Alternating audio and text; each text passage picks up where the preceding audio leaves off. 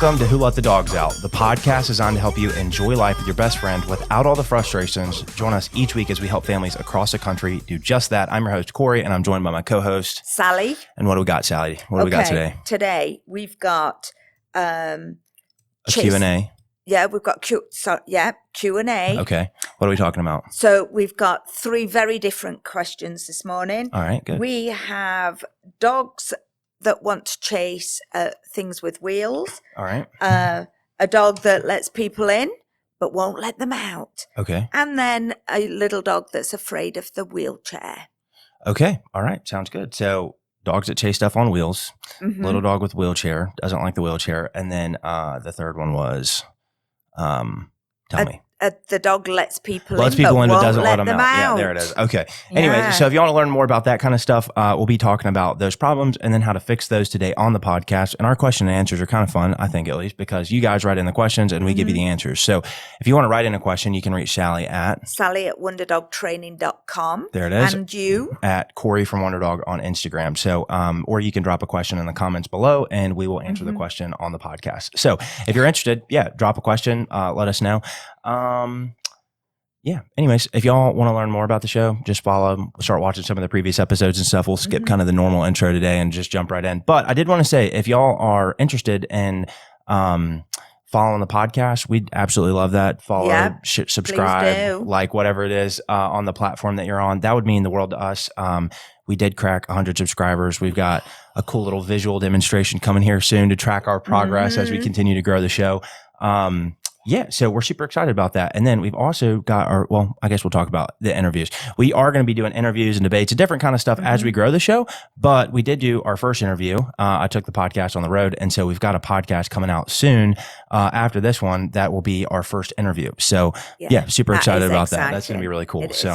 Anyways, if y'all like the show, follow, subscribe, all that kind of good stuff. And then if you get any value out of the show and you find the show helpful, a friend who has a dog that does something similar, feel free to share the show with them. That would mean the world to us. We're really trying to grow the show. Our goal here is to put out quality dog training information at no cost and just help people, once again, enjoy life with their best friends without all the frustrations. That's what Wonder Dog's all about. Absolutely. So, I feel like we kind of got all that stuff out of the way. I guess with that being said, how's everything going in Sally's world?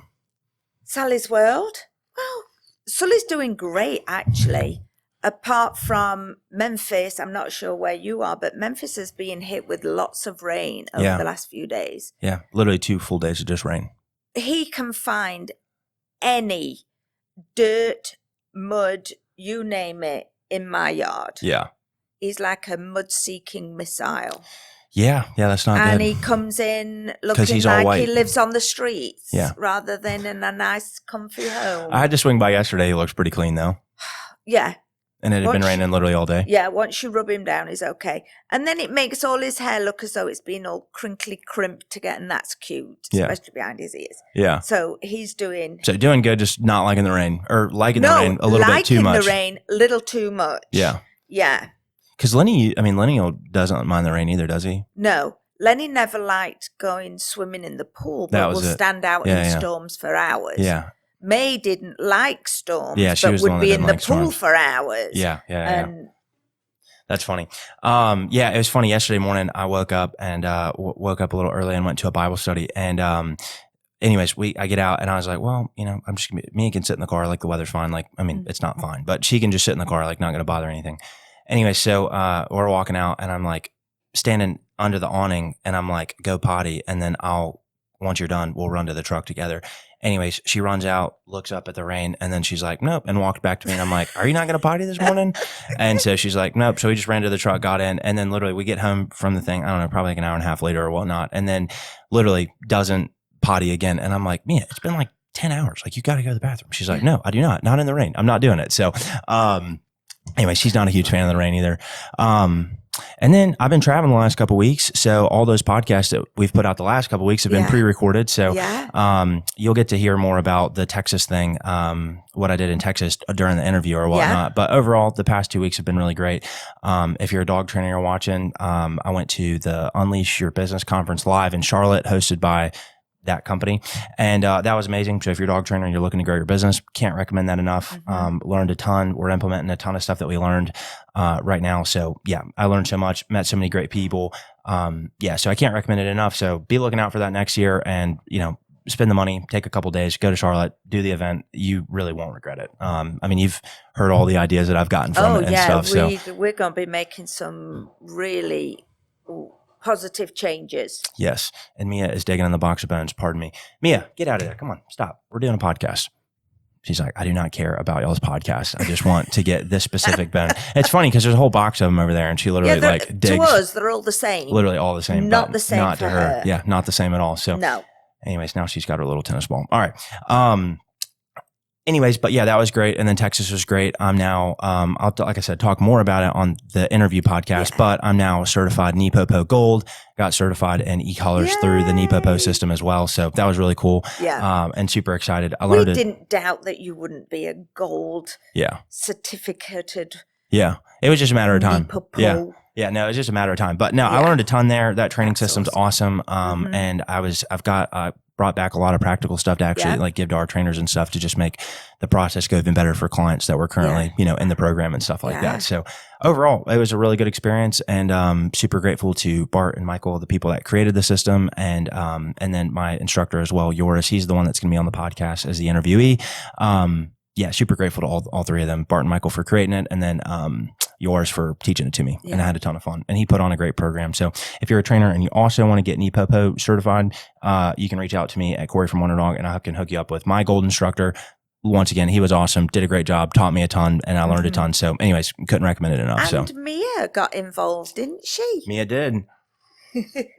I will say it was a completely different way of life for her for a week. They run a working dog kennel and for like mostly like police and protection dogs and stuff like that. And so they run a very different operation to what we do at Wonder Dog. So, and Mia likes luxury. Yeah, it was funny. And I talked about it on the podcast, but, Mia, gets food with wet food on it and, supplements and stuff like that. And anyways, she's having, and I've been setting it down. I'd been setting it down in just a bowl and like letting her eat out of the bowl and stuff. And I'd been working on trying to build her food drive a little bit, but, she had to like work for her meals at this camp. And so anyways, the first couple of days, she's like, yeah, what is happening? Like, where's the wet food? Why have you not given me wet food anymore? Where's the salmon oil? Why am I not getting my supplements? I always get fed after you come out of the shower. Pretty much, yeah, every night. Up my routine. Yeah, exactly. And so she was like, yeah, what is going on? Why is there no wet food? We? Yeah, exactly. What are you doing? But she had a ton of fun. She ended up getting in with the system, I'd say within a couple days, and then did really good. So we had a lot of fun. Yeah, like I said, overall learned a lot. She learned a lot. Look out for that video, everyone. It's gonna be a good one. I'll probably talk about it more on another podcast, and I'm gonna go buy one today and make a video about it. But I've been wrong about flexi leashes my entire career. Like dog trainers always hate on flex leads, like the retractable leashes. Dog trainers always hate on them. I hated on them, but that's just a good example of contempt prior to investigation or whatnot. I always seen people, just other dog trainers, right? And they suck, they're terrible, this and that or whatnot. And now, to be fair, if you have a really crazy untrained dog, shouldn't be using a flex leash for sure. But I used one with Mia a ton. And then when I was walking their dogs at their kennel and helping, them break their dogs and go, for walks and pees and poops and all that kind of stuff, we used flex leashes. And I can handle a long leash just fine. And retract, give, and do that just fine. And I've been doing that for years, so no problem. But we use the flex leashes there, or they use flex leashes, and it makes things so simple. Dog goes, gets leash. Dog comes back, takes leash. It's so simple. And so anyways, I'm going to buy one today for Mia for whenever I walk her at my apartment. It's literally just, they're awesome. Now, once again, I've been wrong my whole career about the whole thing. And so, like I said, contempt prior to investigation. However, I 100% definitely, once again, still agree. You shouldn't put your untrained dog on a flex leash. If it pulls really bad, probably not the best idea. We need to start with a 6-foot leash, and then we can, give the dog more freedom from there as the dog's learning and doing better and stuff. If your dog's reactive or aggressive, clearly don't use one. I haven't changed my mind about harnesses. So, we've talked about harnesses on the podcast before, but, I would say a bad combo would be a flex leash and a harness. So definitely wouldn't recommend that either. But, if you've got a trained dog and you just want to give them some leash and let them go sniff and they're not going to pull you and, they're not aggressive or reactive or anything. Yeah. Throw them on a flex leash. Anyways. Wow. Yeah. So Anyways, maybe that. I'm willing to publicly admit, though, as a dog trainer, I've been wrong in the past. I've changed my mind, and yeah, I was wrong. Good. So they do have a use. That's perfect. Yeah, 100%. I might be able to utilize that with Sully in the future. Yeah, we do need to make Sully not pull better first, because he was doing fine. Now he's kind of regressing a little bit. So. Well, Sully doesn't pull as much for other people as he does me. So yeah, maybe I need to hop in my wheelchair, do some training in my wheelchair. In your wheelchair. Anyways, but that's it. That's a quick recap on Texas and me changing my opinion on flex leashes. Woo! So, anyways, I'm going to go buy one today. Super excited. Fantastic. Yep. Okay. Well, we don't generally have sad things to say, but I do think I want to, for both of us, to address something that happened this week. We had a new family sign up. We'll just call him James. And he was due to start training within, the next few days. And then I got a phone call on Wednesday that his dog had actually bolted out of the door and unfortunately got hit by a car and passed. Ugh. And that was not only was, of course, a hard phone call for him to make, but it was a bit of a heartbreaking conversation to have with somebody. I could only imagine, yeah. And it may sound like a shameless plug for everyone with what I think we're going to say next but don't wait on training. Yeah. And just to be clear, just like I just being respectful of this guy did sign up for training and he was due to get started and it just happened to be that there was an accident right before he got started or whatnot. But it just makes you sit back and think. Yeah. Are you sat at home noticing certain behaviors that need addressing immediately and you're just, treading water and wasting time? I know when I approached you for Lenny, I waited years. Right. Thinking, I can do this. Yeah. This will be better. Oh, it's not as bad as I thought. Right. Oh, it only happens every now and again. Yeah. And then this reality kicks in. Investing in training is less expensive than vet bills and having your dog safe and not going you can't really put a priceless. Price on peace of mind. Yeah. You can't really put a price on peace of mind. Yeah. So I know we don't set things off like this generally, but I thought it was important that we address that this is reality. Yeah, 100%. Yeah, that is tough to hear and tough to talk about. Yeah, and so, anyways, our condolences to that guy. Yeah, and of course he's going through grieving process at the moment, like all of us would.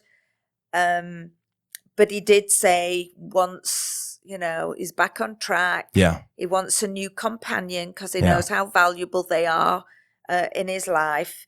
And then he'll be back with us and we'll get that training started sooner rather than later. Yeah, no, that'll be great.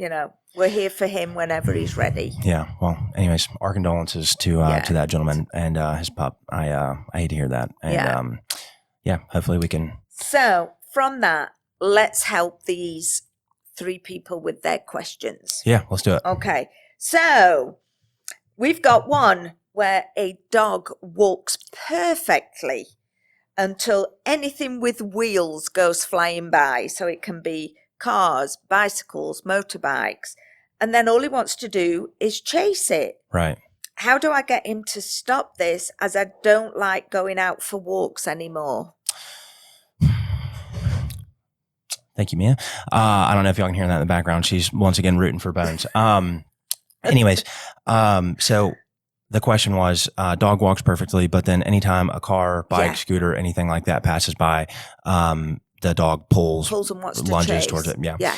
And she says, how do we get started fixing this?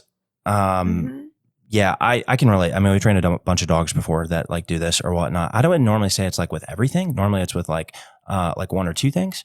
Mia's trying to get behind you. Don't knock out the cord. All right. Sorry. Mia's being an extra big distraction today.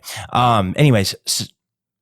Okay. Once again, repeating that question. Sorry. So dog pulls, Yeah. or dog pulls whenever it sees wheels, Yeah. or something passes by with wheels. I was saying we can relate. We've trained a bunch of dogs that do that Mm-hmm. before. Normally it's like a particular thing, like bikes or scooters or strollers or something like that. It's not normally everything. So what I would say is like, let's probably start like desensitizing the dog to like the quietest one. So, and maybe like the smallest one first. Yeah. So I would say maybe go out in your neighborhood during a quiet time. So like not the like morning work hours, and maybe like not right as people are getting home from work and stuff like that, and go out during maybe a little bit of a quieter time. And then if you've got other people in the household, use them as a training aid and distraction and stuff like that. Use them as a training aid, distraction, things like that. And I'll break down how to do that here in a minute. The next one would be like, you can't really control the cars going by in the neighborhood or whatnot, but maybe trying to like do something like really distracting during those times when cars are passing by or something like that, to maybe not set yourself back. You could also maybe try this at like a park or something, like maybe a quieter part of a park. So you take the dog there. Ideally, you're going to need like a stroller, scooter, bike, something like that, to get started. And so what I would say is just start by maybe, if let's say, I don't know, you're on a piece of sidewalk. I'm not really great at measuring distance, but like, let's say like you've got the distance in front of your front house on like a sidewalk or something like that. And that's like your walk up and down lane or whatnot. What I'd maybe start with is like having maybe 2 houses down, maybe somebody, like whether it's in the street or on the sidewalk or something, maybe having somebody like ride a bike or a scooter like back and forth, or maybe just do some like big circles or loops or something like that. And then just work on like walking your dog back and forth and like just desensitizing your dog that, hey, there's this thing in the environment.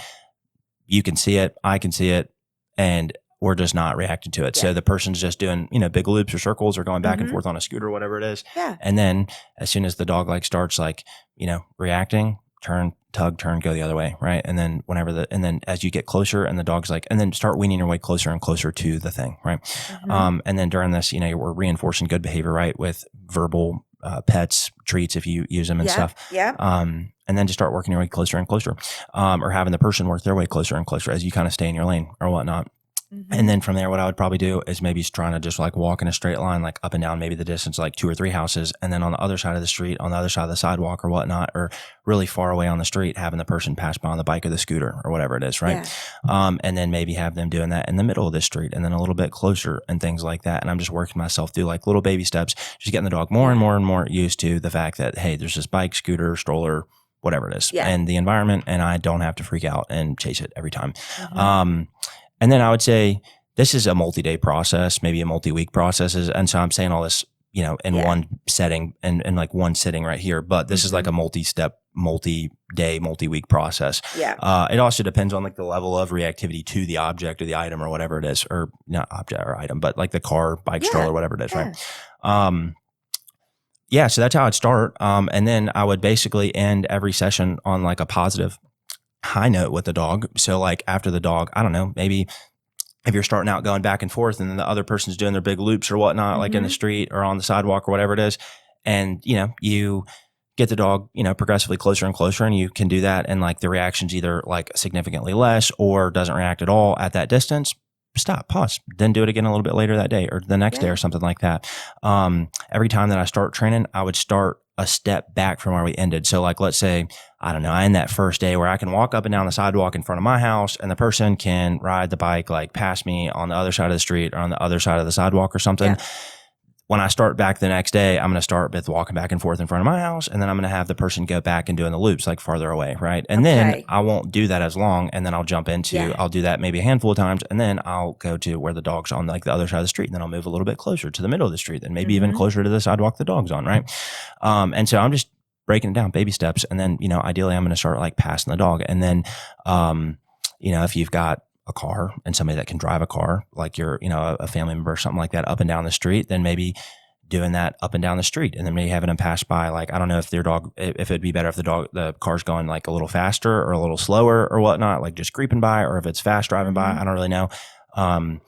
Like which one would work best for your dog, but gauge that. And then maybe move up to something a little bit louder, like a car or something like that, and just going back and forth. And then, if the person's on, if they're driving up this side of the street, on the right side of the street, maybe I'd start my dog on the opposite side of the street, not in front of my house. And then as they turn around at the end of the neighborhood, maybe I go across the street back. So I'm like further away from the car, get creative with it. Just break it down, baby steps, we're not looking for, once again, anytime and I'm calling it reactivity because your dog's like reacting to a car, bike, stroller, whatever it is.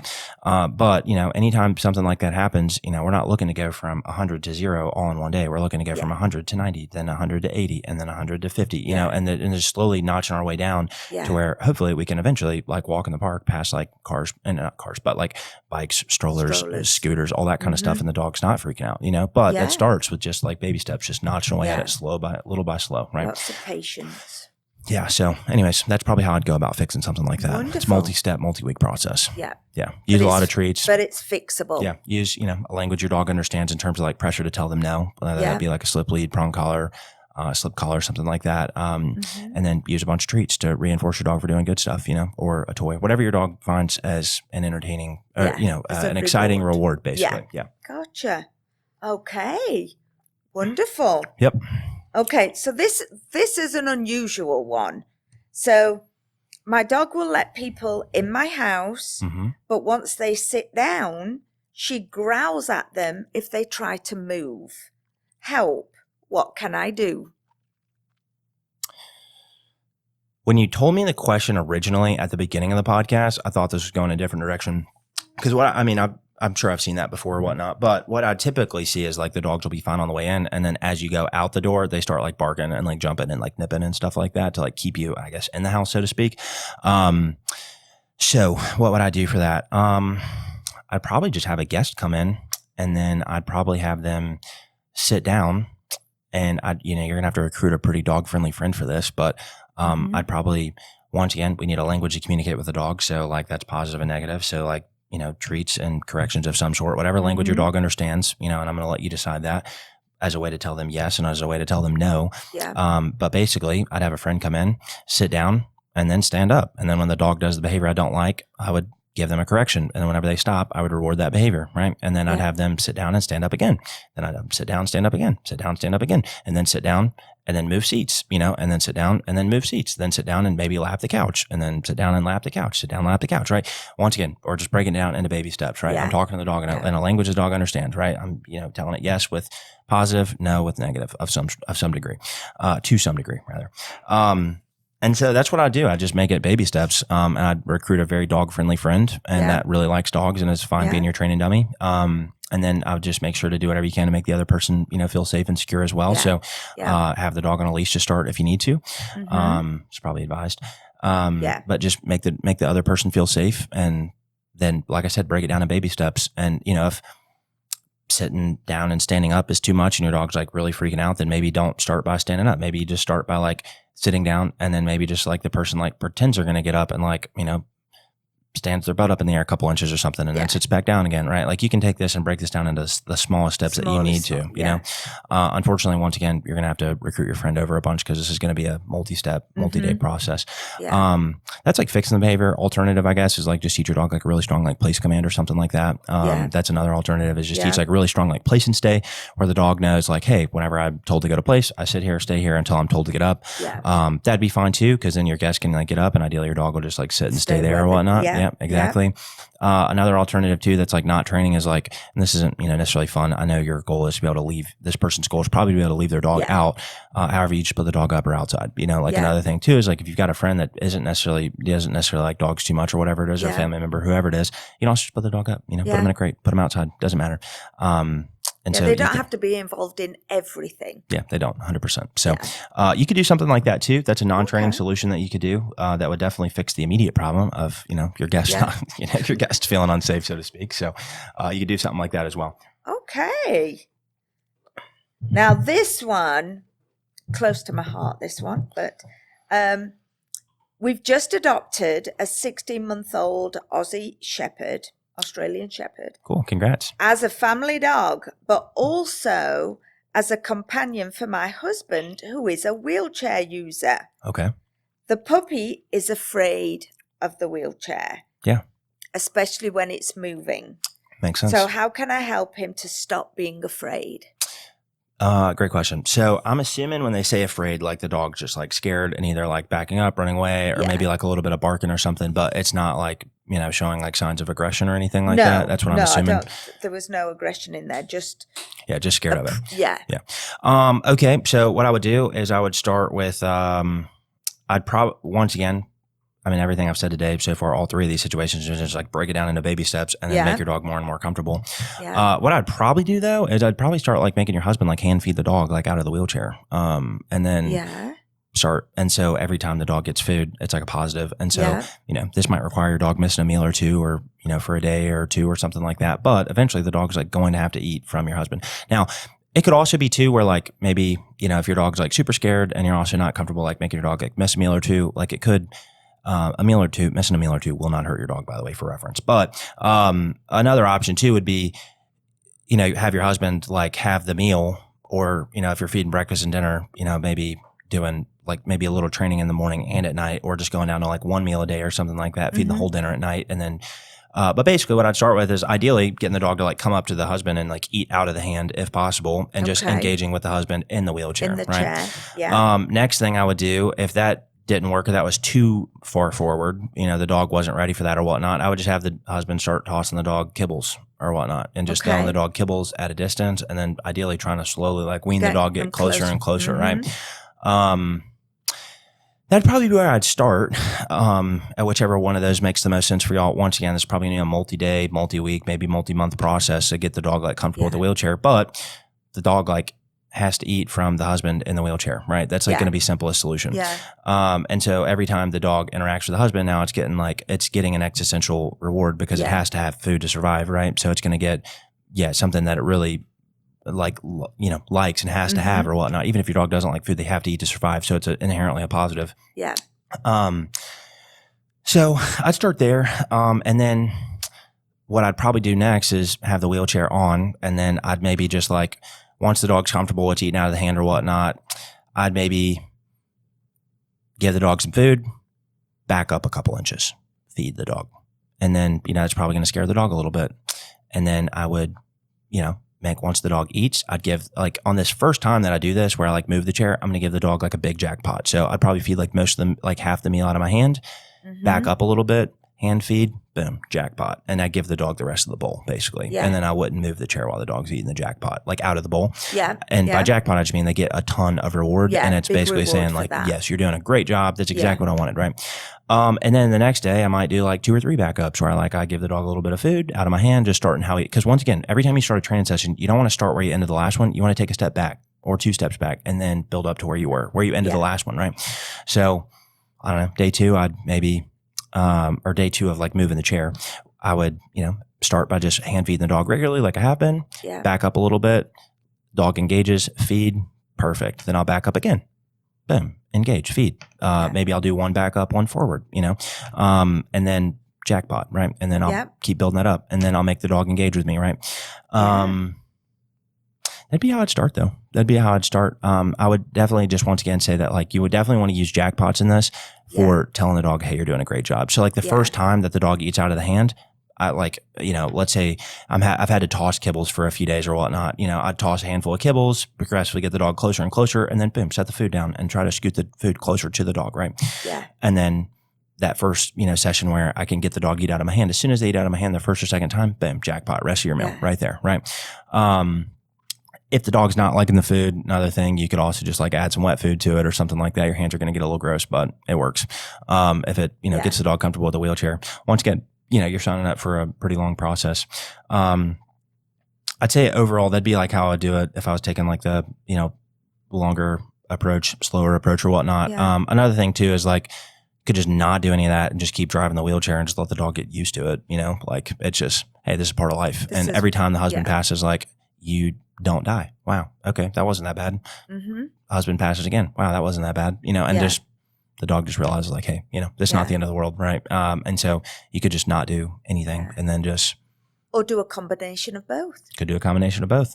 You could just put the dog on a leash and take the dog, have the husband take the dog out for, a walk or a stroll. Yeah. And, let the dog be on a leash and just roll the chair forward. Or they could have the dog on the leash maybe in a sit, and the husband do some pass-bys. Yeah, I mean, there's a million different things. Millions of things, I mean, tons and tons. Yeah, that you could do with this. Those are just like literally a handful of ideas off the top of my head to get this person started.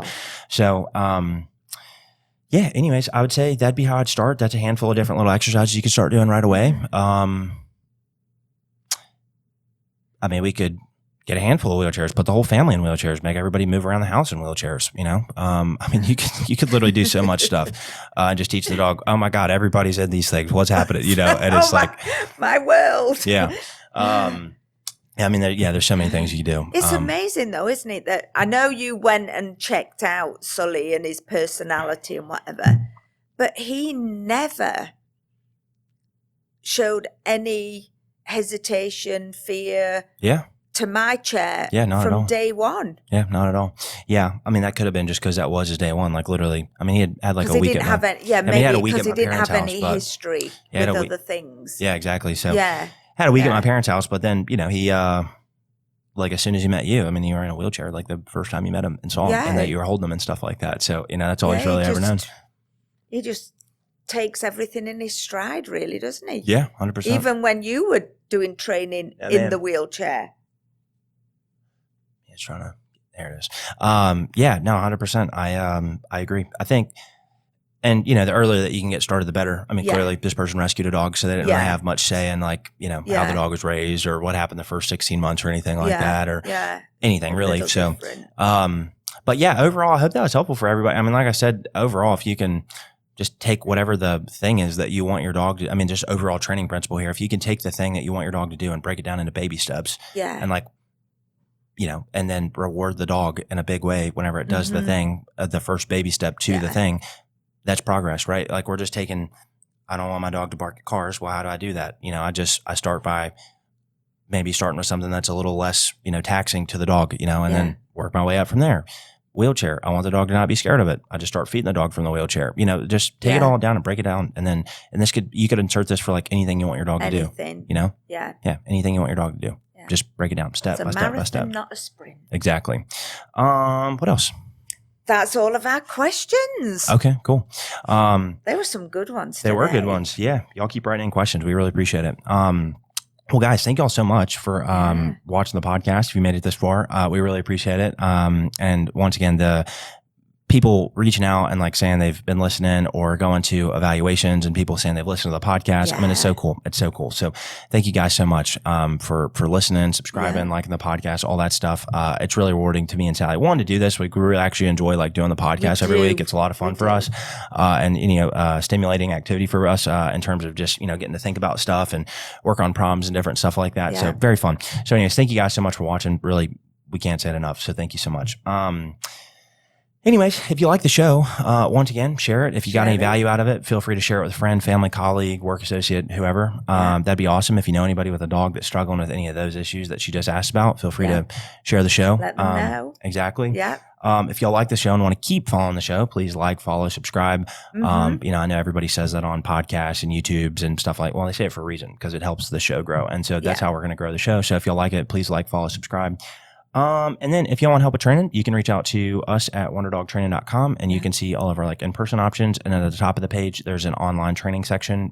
So you click that, that'll take you to our online program. If you're not in a service area, but you still want Wonder Dog help, you can go there. That'll give you all the information there. Or if you're in one of the service areas, you can check it out there. So, wonderdogtraining.com. And that's pretty much it. Yeah. Thank you. Yep. Thank you guys so much. And we will see y'all on the next episode. See you next time. Bye. Bye.